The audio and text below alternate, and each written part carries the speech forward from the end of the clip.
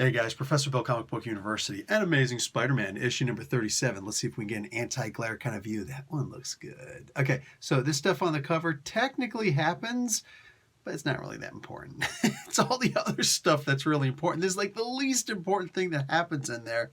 So Stegron's dinosaur mutates thing, which is whatever, man. Anyway, this was a, as typical, very fun book. Couple little things happening inside here. Are we getting a little bit more about a mysterious character? Because I'm impressed. Anyway, guys, let's get talking about who made this comic book.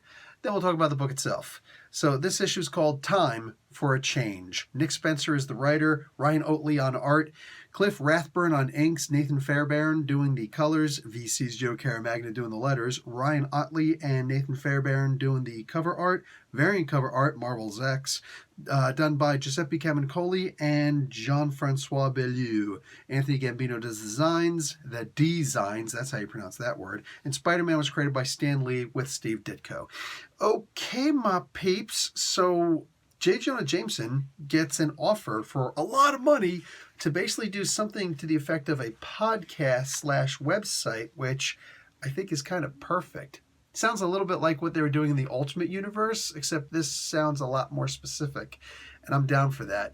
Could it be that J. Jonah Jameson will be the new Joe Rogan? Maybe. Maybe he'll be the new, what's that guy's name? Alex something? Crap. You know, the guy who thought that water makes frogs gay. There's like something in the water is making frogs gay. I don't know. Anyway, so there's a whole lot more being done with this clairvoyant object. So he's figuring out a lot more of what's going on.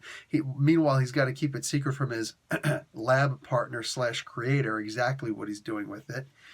There's a page on here where there are 9 characters being asked, could you help me out with the clairvoyant, and the reasons why all of them cannot be used.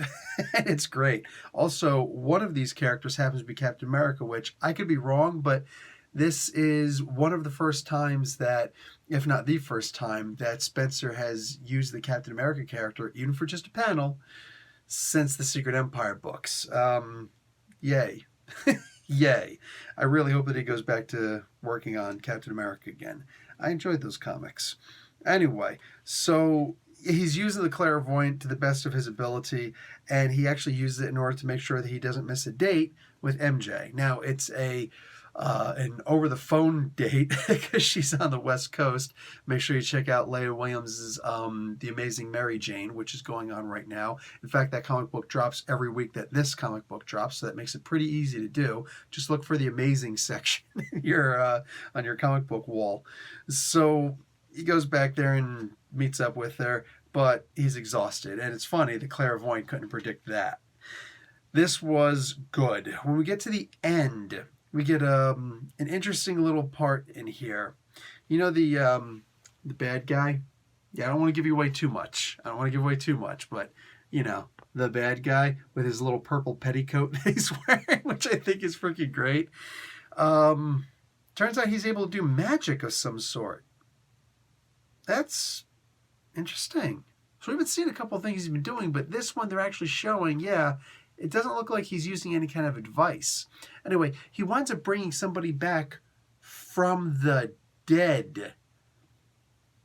That alone should be impressive, but on top of that, who he actually brings back, older school Marvel fans, older school Amazing Spider-Man fans, will be pretty impressed by this. In fact, possibly even older Venom fans will be impressed by this.